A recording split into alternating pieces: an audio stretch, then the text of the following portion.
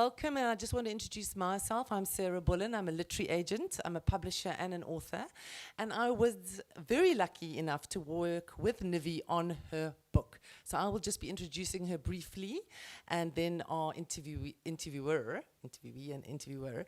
So Nivi has spent 17 years, 20 years in corporate, and 13 of them in the pharmaceuticals, and she really was a high flyer. She started as an assistant and worked her way up to a director.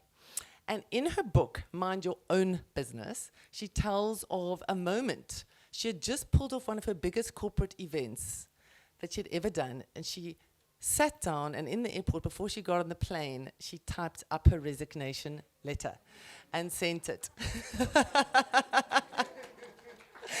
Of course, her partner said, don't you want to think about this? Is this a best decision? And Nivi said, I have already sent it. And that's the way she is. So anybody who's met Nivi knows she is an absolute dynamo in business, in life, in connection, in community. And she took off and she decided she was starting her own business. And that's really where the journey and the adventure that led to this book began. For 9 months, she had no income.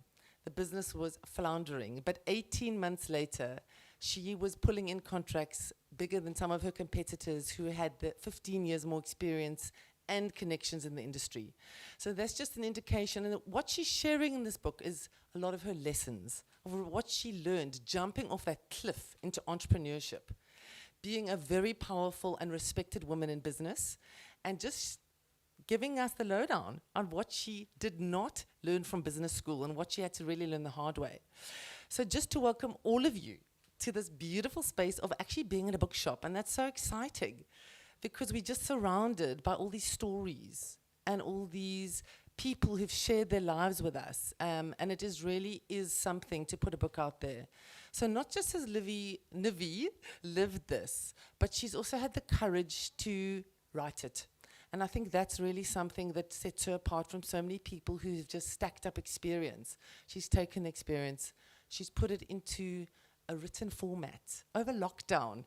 That's what she did. Other people were making bread.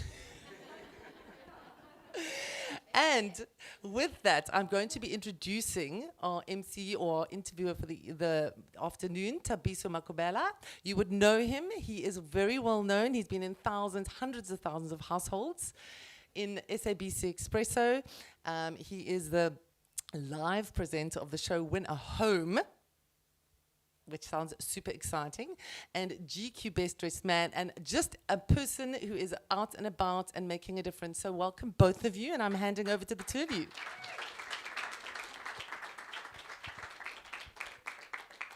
Oh, ladies and gents, thank you very much for that. Good afternoon, right? It is afternoon. Welcome to Exclusive Books here at V&A Waterfront. It's such an honor and such an exciting time to be here and share what we've already established as an incredible story of resilience, a story of adventure, and I think a story of just making things happen. And I'm very excited to be sitting here with you, Nivi, and be able to share that with everyone.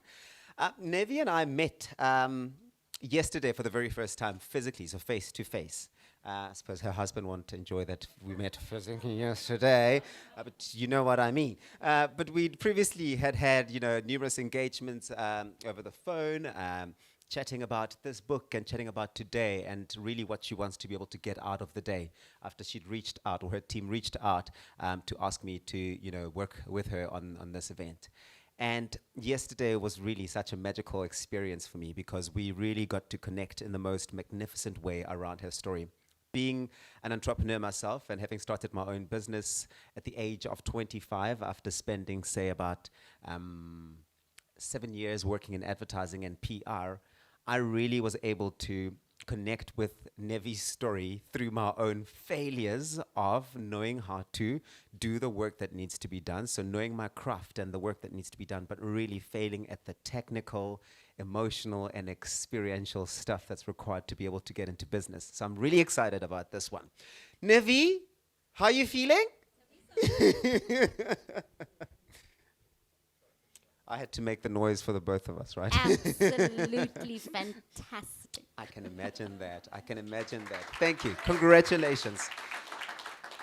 Why did you start a business? Let's start there. Because, I mean, this backstory to this is, I mean, it's quite exciting. I mean, you started off as an assistant, working your way up. You'd think that at director level, with all the 13th checks and 12th checks and 15th checks that are guaranteed and all the profit share stuff, that you would want to keep that for life. Why would you even want to go stress and start a business?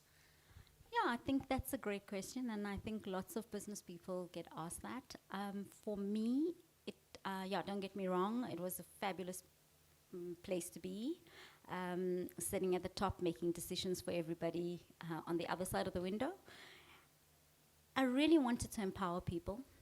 I loved what I did. I just wanted to do it at my own terms.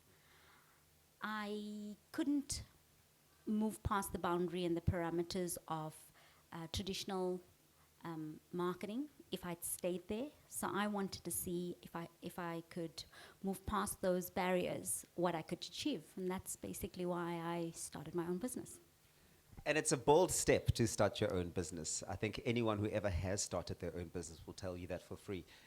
It's really a process and an experience that is just filled with fear.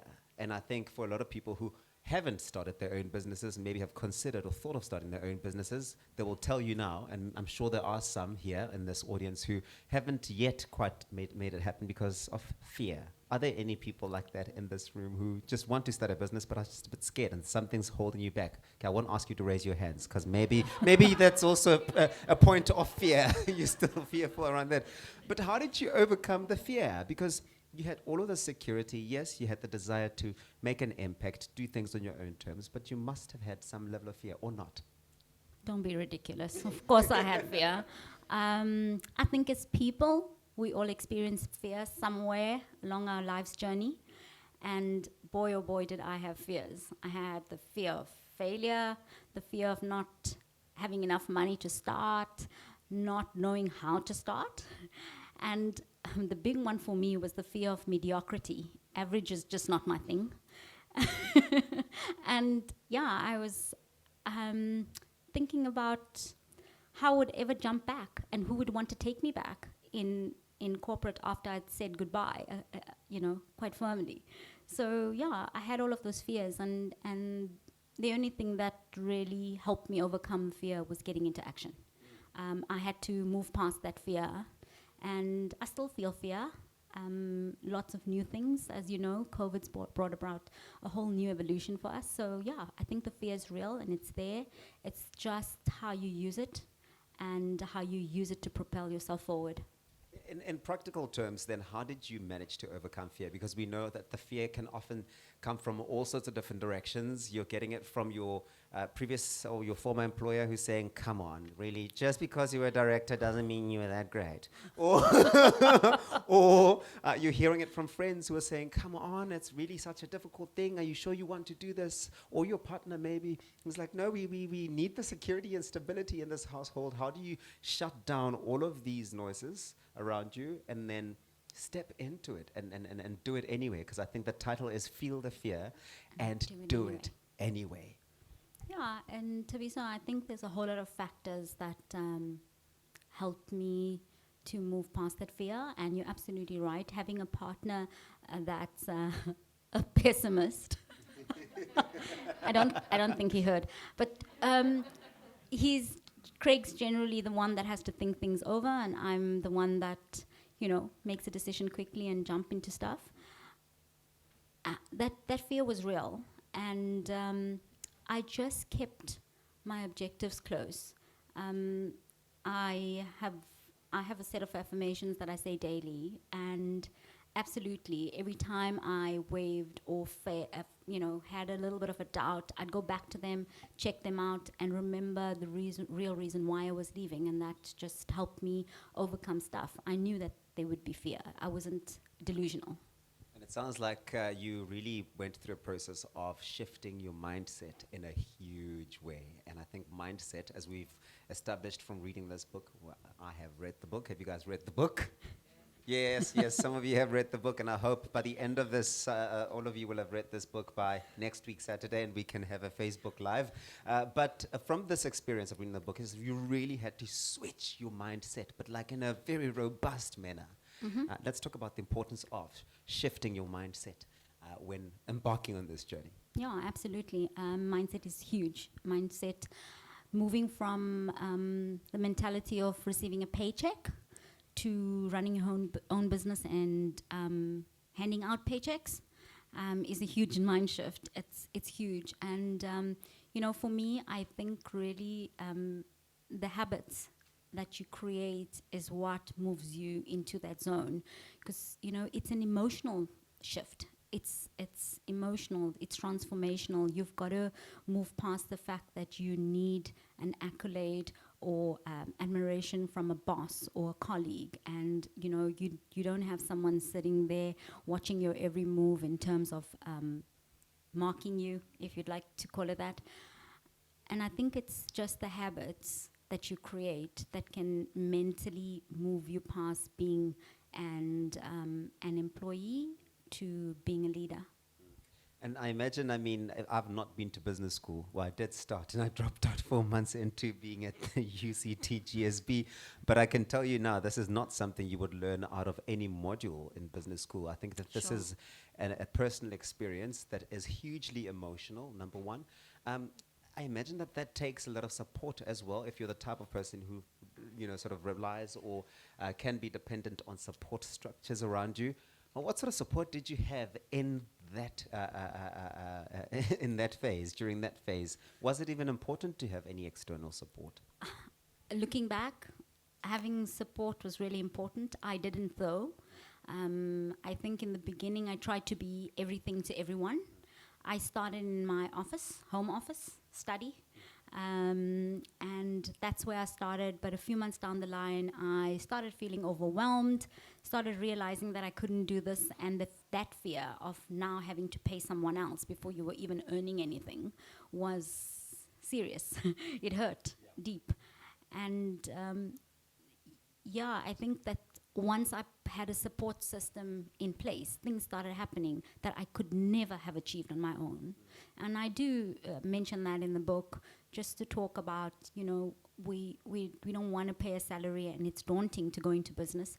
But if you want to set up the right clientele, and if you want to set up the right reputation, you've got to have the right support structure.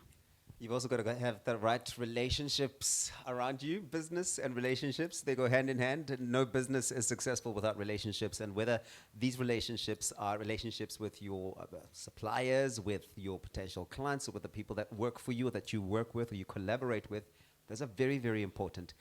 Maybe paint the picture for us of the types of relationships that you sort of had to shift from as an employee, so where you were on the other end of the spectrum as a client, and now you find yourself on the opposite end, and now you are a competitor to the people who were your suppliers, and having to navigate that and the emotions that play in that regard. So you're taking me somewhere I don't want to go.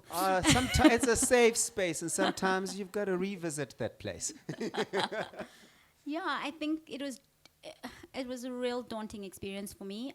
I had people that I hugely respected, that were my suppliers in the industry, and all of a sudden I became a competitor. So I'm talking about people that had 15 to 20 years more experience than me, and had a huge age gap of 15 to 20 years to me. So it was stressful. It was intimidating. And we went from, and why I don't want to revisit it, I just recalled, as you asked me the question, being at the Cape Town ICC and walking past one of them, and they wouldn't greet me, and it hurt. It was deep, and I went from, hey, I was your best customer, to you not wanting to greet me, and those are the things that help me. It's difficult lessons, but it's necessary ones. It helped me build resilience.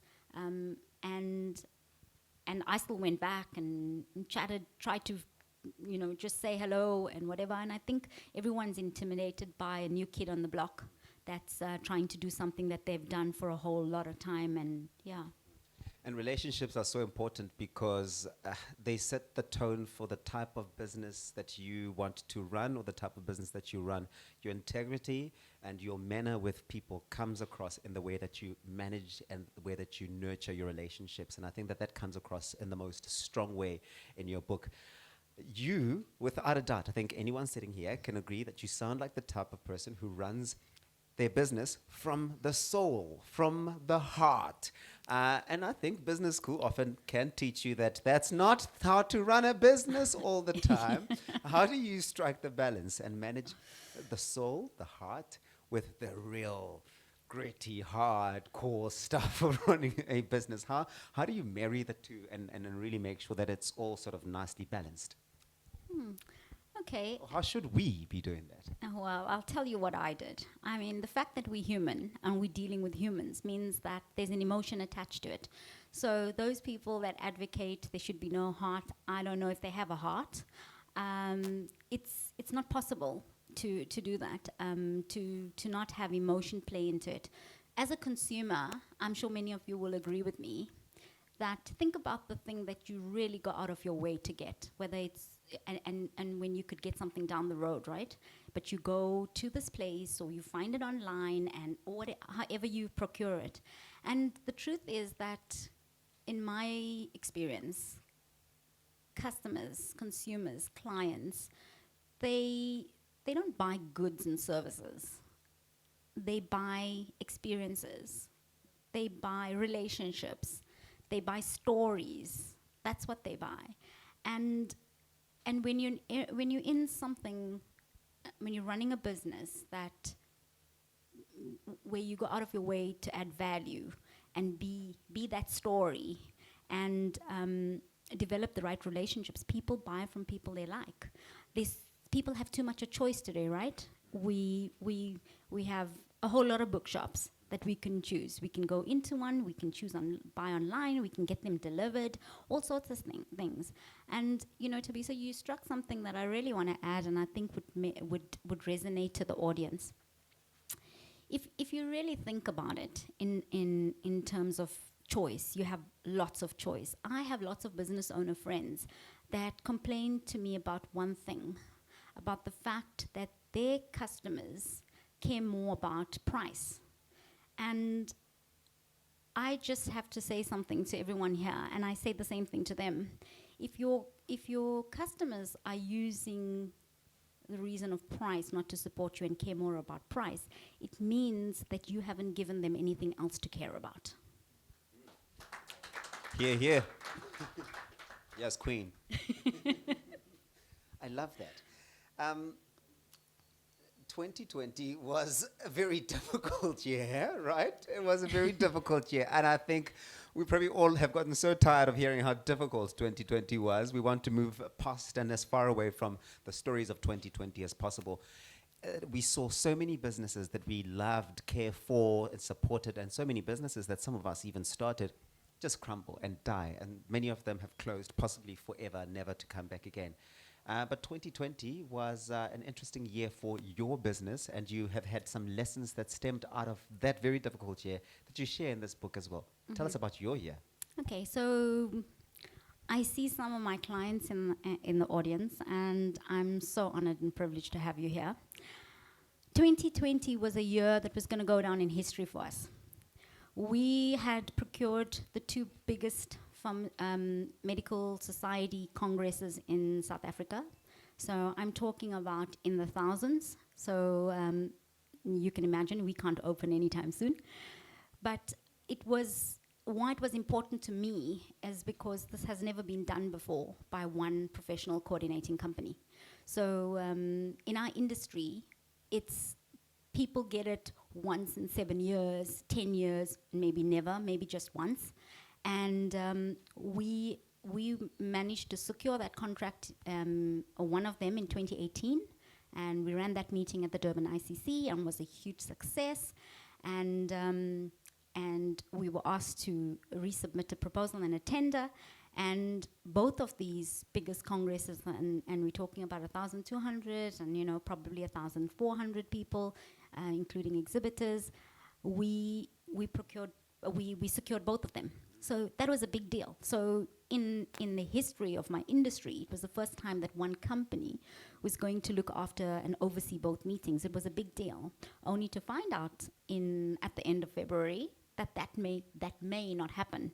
So you can imagine going from working 6 to 7 days a week to a complete halt, shut down, nothing happening. Our meetings don't involve 50 people or 100 people.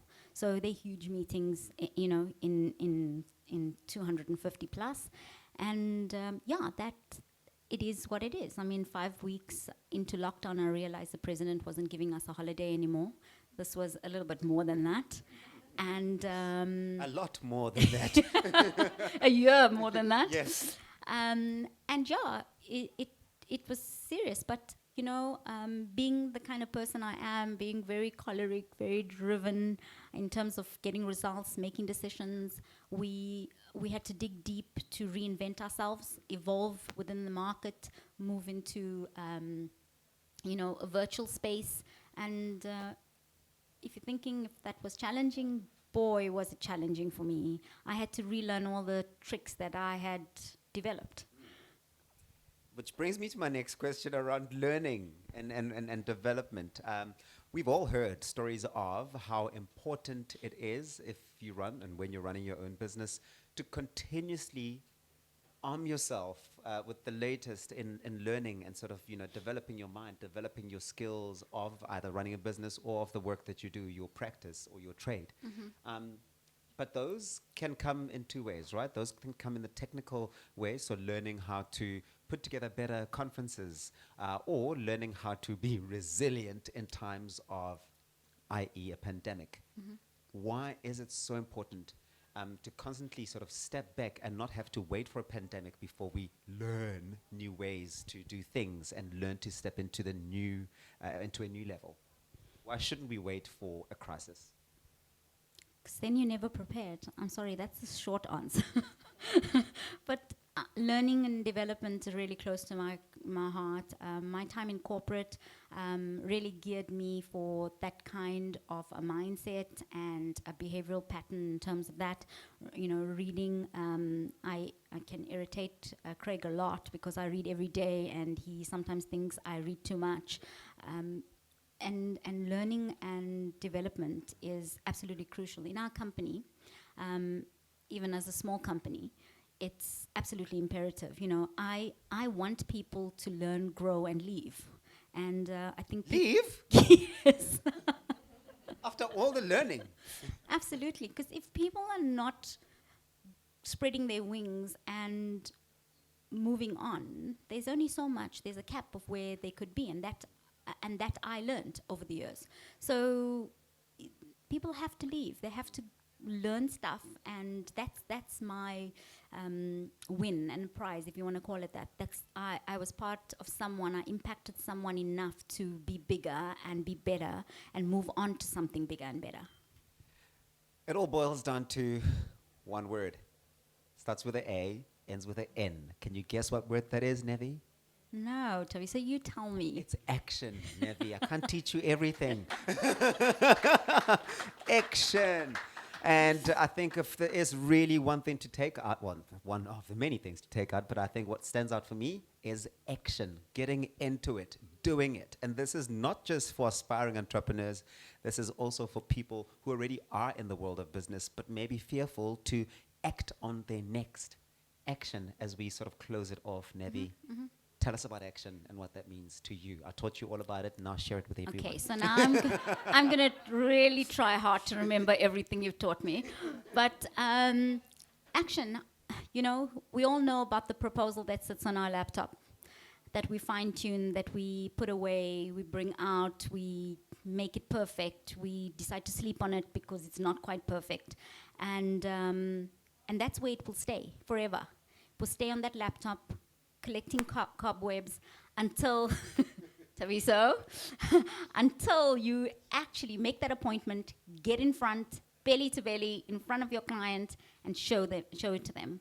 I don't know how many times it happened to you, but it's happened to me, where I had a fabulous idea, never acted on it, and saw it in the marketplace a few months later. Yep. And that that is deep, that hurts. So action is absolutely important. Whatever action you're taking to get closer to making whatever it is that you're working on a reality, do it. Do it today. Make the phone call, make the appointment, get there.